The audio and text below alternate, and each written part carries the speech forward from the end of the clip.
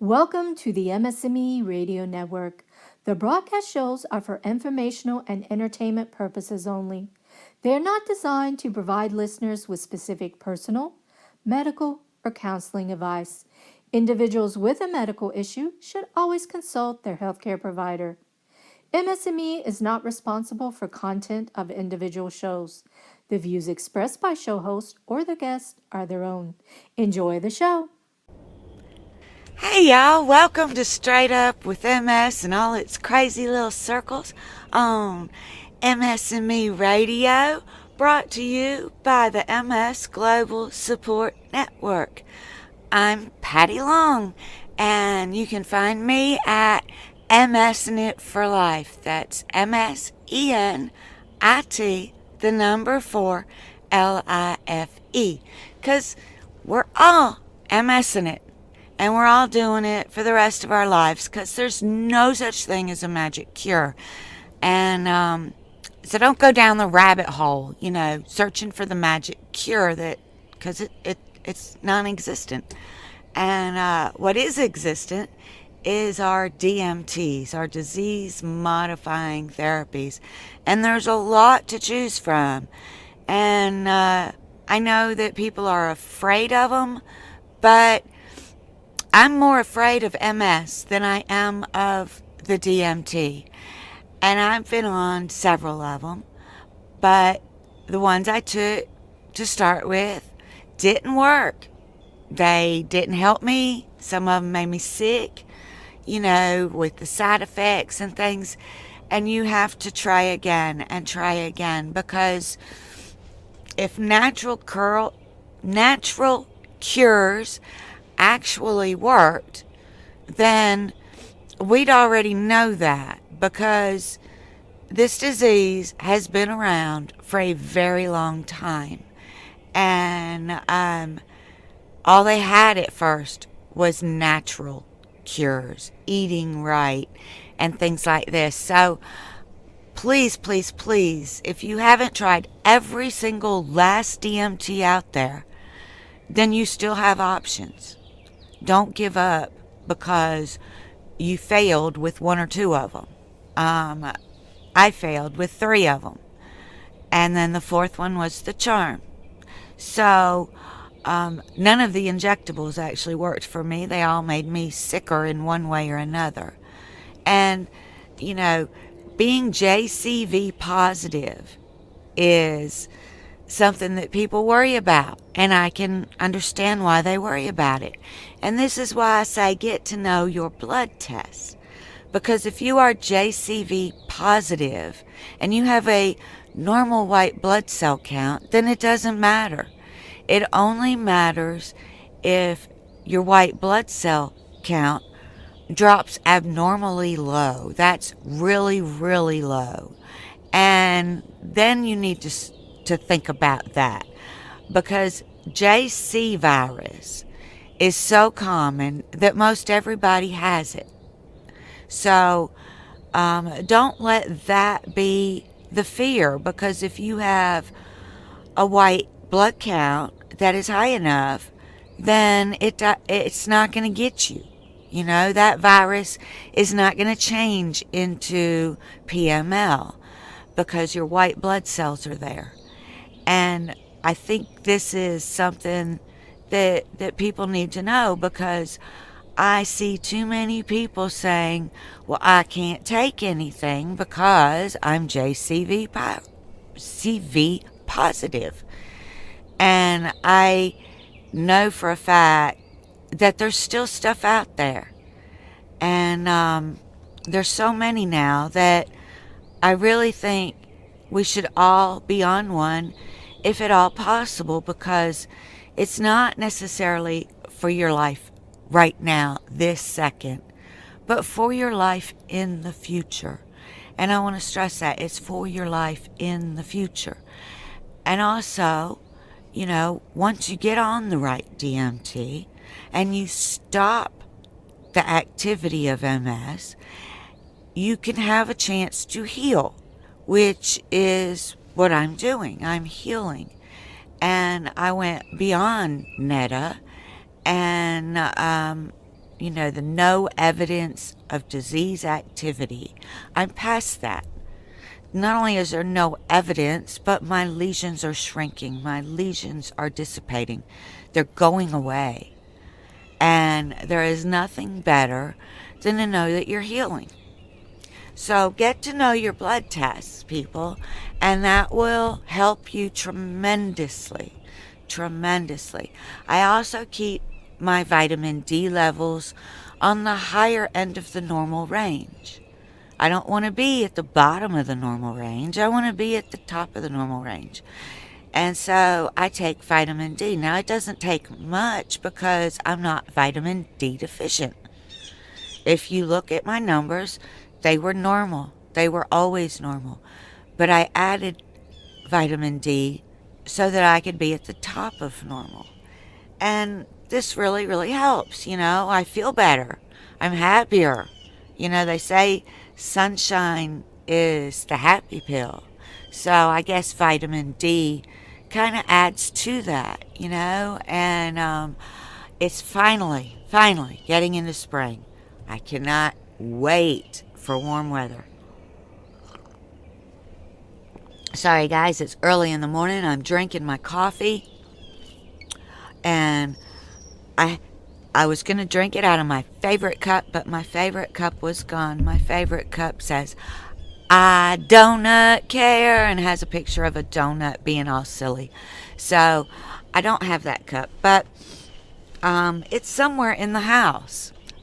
And I say somewhere because I lost most everything this week. Do y'all do that? Do you lose things everywhere? I do. I have lost my phone. I couldn't tell you how many times. I even lost my glasses. I spent an hour this morning just trying to find my glasses. And I can't see a thing without them. My kids used to think it was so funny to hide my glasses because then I wouldn't know where they were and I couldn't see them. And I'd be smacking counters and stuff trying to find them, and they sit there and giggle because to them it was the funniest thing ever, for me to lose my glasses. And I'm sure my grandkids will jump in on that joke when they get a little older. Nathan is my youngest grandchild. I take that back. Nathan is not my youngest grandchild. Nathan was my first grandchild. Oh my gosh. Do y'all get this mixed up? But he's 4, and he started playing baseball this year. Little pee-wee ball, and it's so cute. And we went to their game Saturday, and it was so funny because the other team would hit the ball, and they're hitting it off a tee, and it doesn't go far. And the whole entire team would come rushing. Bam! And it was like football at home plate. Everybody piling up, trying to get that ball. And I just laughed. I thought it was so funny. But the kids did great. They did awesome, and they had a blast, and I had a blast. And I hope everybody else there did too, because, we're here to have fun, and we're here to laugh, and we're here to smile, and we're not here to worry about that person that doesn't believe we're sick, or that person that says we didn't do nothing all day, because we know, gosh, now I got the hiccups. We know we did everything we could possibly do. So if that's not enough, that's not enough. And I tell these people, sorry you feel that way. Sorry. Sorry you feel that way. Sorry you don't like it. Sorry you don't think that's enough. And then I try my best to get away from them. Because if I sit there and listen to people, bring me down, then I'm going to go down with them. And I don't want that. So I don't listen to them. I do everything I can to get away. Now, aside from watching the baseball game and bringing grandchildren home with me and them getting sick and then my husband getting sick, I also went to Atlanta this week. I have gone to see my doctor, Dr. Jeffrey English, at the MS Center of Atlanta, and he is one of the most awesome doctors ever. I love that he will talk to me. I love that he includes me in the team, y'all. You are a part of the MS team taking care of you. You are a part of whatever doctors you go to. You are a part of that team. And it should be teamwork. It should always be teamwork. And if your doctor doesn't include you in the team, then you might need to find somebody different, because that's important for you to have a say. If you get your blood work done, you need to look at that blood work. You need to ask questions about it and understand what it means. And if you don't understand what something means, ask somebody online, because somebody out there will know what it means. And like I said, JCV positive does not mean that you're going to get PML. It just means you need to watch your white blood cell count and make sure it doesn't go below 0.5. So if it stays up high enough, then you're good. So at my doctor's appointment, I didn't do blood work this week. I was kind of disappointed that I didn't do blood work, but that's fine. I didn't really need it for any particular reason. I just am going to be going away, so it's going to be 4 months before I go back instead of 3. And so at this appointment, I talked to Dr. English about what I would need for the trip and getting the extra month worth of medicine, because everything's on 3-month prescriptions. And so my 3 months were out, and I pick up new ones at their facility so I don't have to jump through hoops to get my medications. These days in the U.S., they're cracking down on drug addicts and opioid use. And you know what? People with MS are not drug addicts. But a lot of us do have a medication that is an opioid. And we shouldn't have to jump through hoops to get it. I don't need to go through pain management. I manage my pain quite well.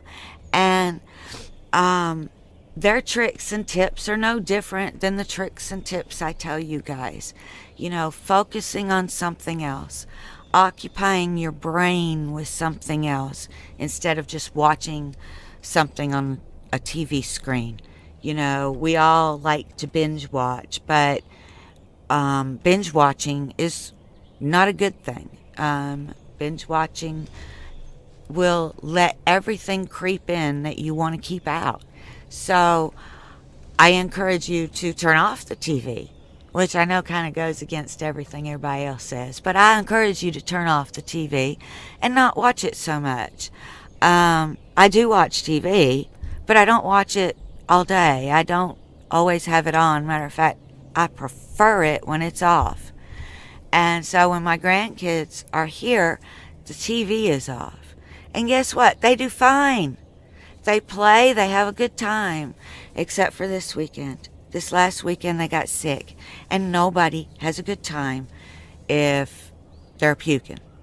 It was a stomach virus, y'all. I hate stomach viruses, and hopefully I don't catch it. But I have a strong white blood cell count, and I know this from previous blood tests, even though I didn't have one done this time. But I do know this from previous ones, that my blood count is pretty good. So I'm not really concerned about actually contracting this virus, but I am concerned with the fact that I might carry it to somebody else, and nobody wants to be that person that makes everybody else sick with this stupid virus either. So again, as I sit here and drink my coffee out of the wrong coffee cup because I lost mine, hint, hint. Somebody come over and find my stuff, please. But yeah, I've been losing everything. that is my MS memory, my cognitive skills, all getting messed up and being overloaded and being tired, and they just get worse. So maybe I'll find it by Monday. Who knows? But at the doctor's, we talked about my trip, and then we talked about my losing stuff, and of course that's pretty normal. And then I asked him, I said, is it normal to sweat more on one side than the other? And he laughed at me and he said, yeah, that's an MS thing. Because I wasn't sure, is that an MS thing or not? That's not something people talk about, you know? I sweat really bad now. And I never used to. And it doesn't matter if it's summer or winter, if I'm hot or if I'm cold. I just get sweaty for no reason at times. And I'm more sweaty on the right than I am on the left. I mean, these things that are so weird, they're almost always MS, y'all. But I ask anyways because I know my doctor's going to laugh. I know he's not going to get frustrated with me. And he's going to give me an honest answer. So, yeah, sweating more on one side is not uncommon when you have MS. So now I know.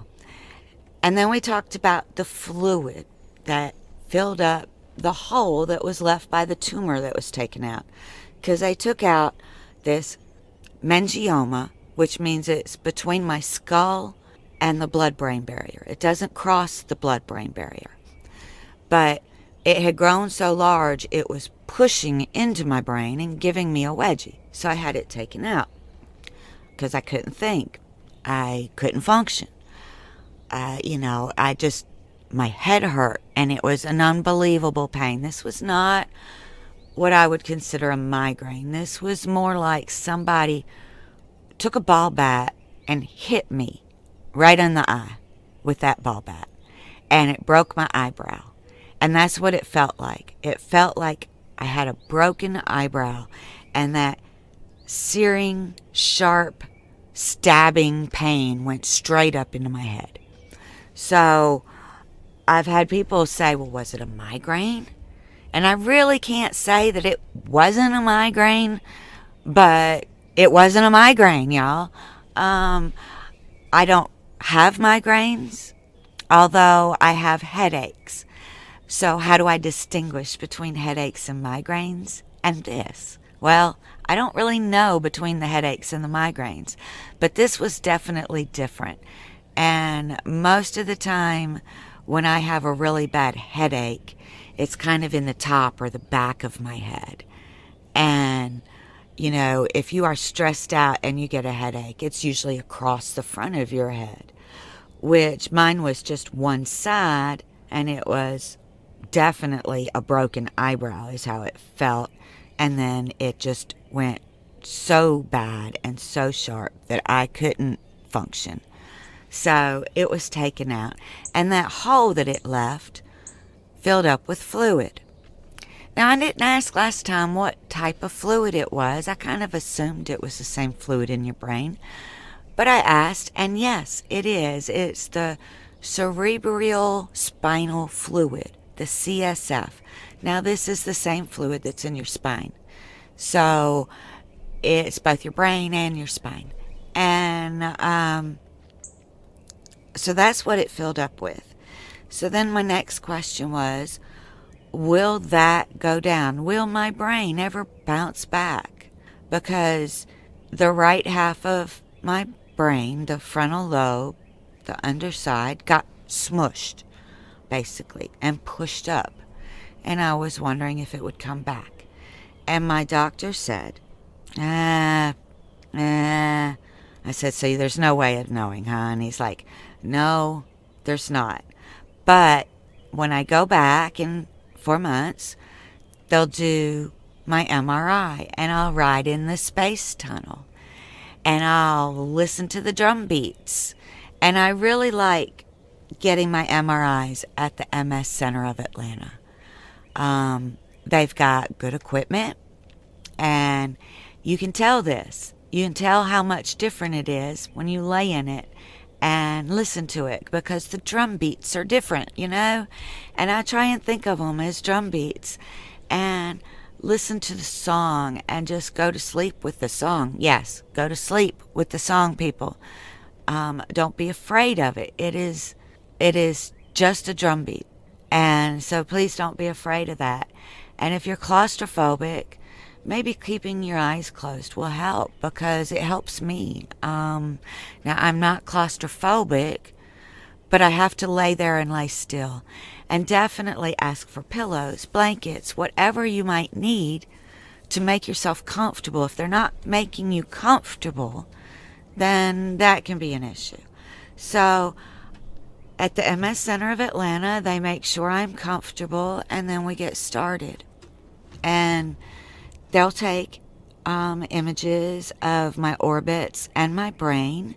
They won't cut off the top of my head. They won't cut off the tip of my nose. They won't cut off my chin. They won't cut off the back of my head. You'll have the entire head there. And I've heard a lot of people say, well, they missed my meningioma the first time, and I knew there was something wrong because I have this terrible headache. And they're talking about a meningioma that is 1 millimeter, 2 millimeters. And that's very, very small. Mine was over 3 centimeters. They didn't give me the official size, but it was over 3 centimeters a year before they took it out. And or 6 months before they took it out. And then they did an MRI, and 3 months later, and another one 3 months later after that to prove that it was still growing. And then when we said it looked like it could be a sarcoid tumor, and then the headache, the broken eyebrow, that all pushed it over because surgeons don't take these things out just willy-nilly. It's major, major surgery, y'all. Major surgery. And it'll take a year to recover. So a year to find out whether my brain is bouncing back or not. And I don't believe that healing time will stop in a year. I think it will continue on because that's the way that we do, as we grow. Our little cut or long cut that we had as a child, it gets littler because we've grown. So I'm hoping that kind of healing will take place in my head. I'm hopeful. And I don't listen to the negativity. I don't listen to well, you'll never get that back. You'll never be able to.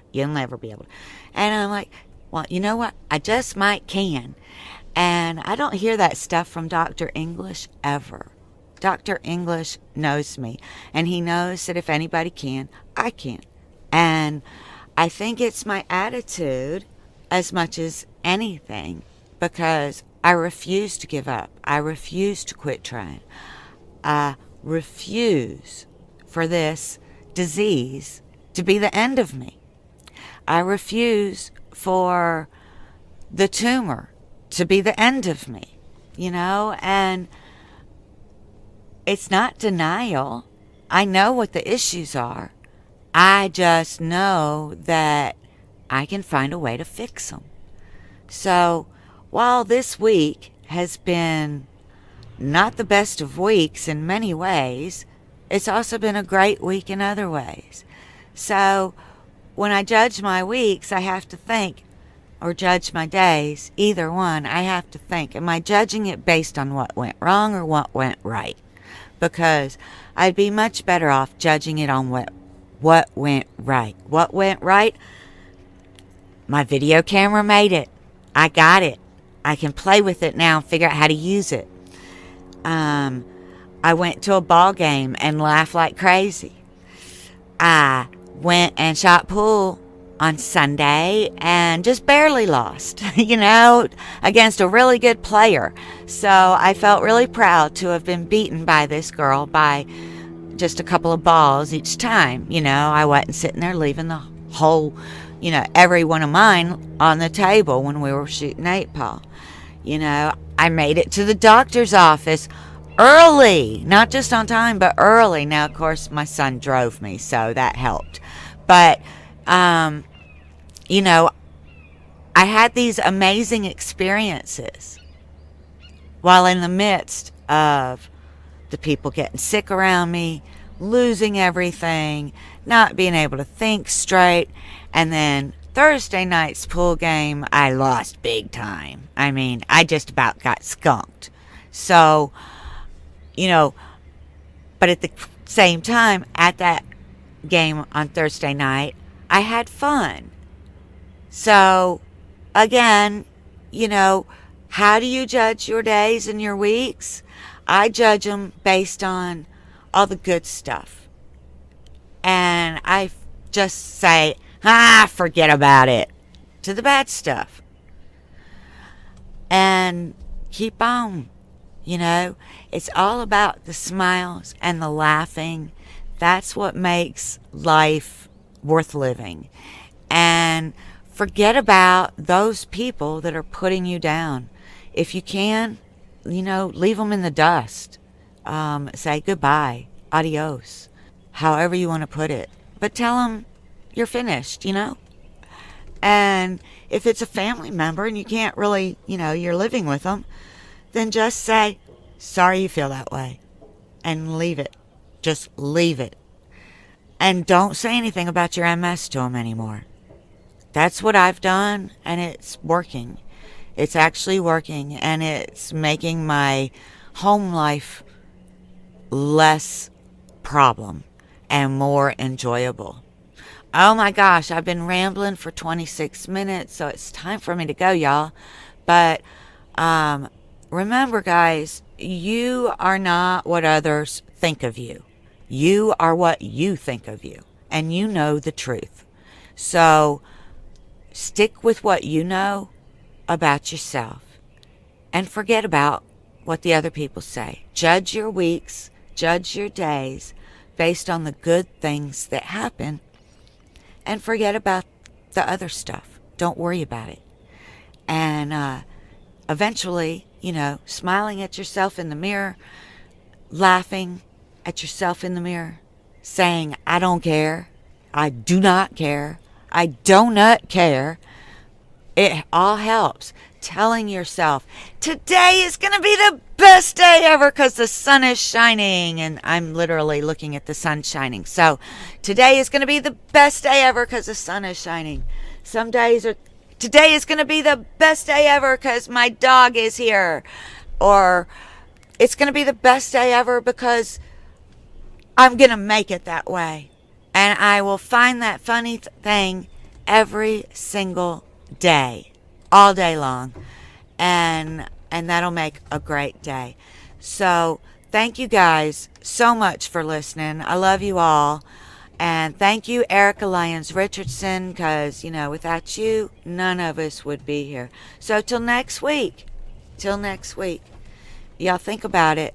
Think about how to have fun. Think about what to do to smile, and do it. Bye.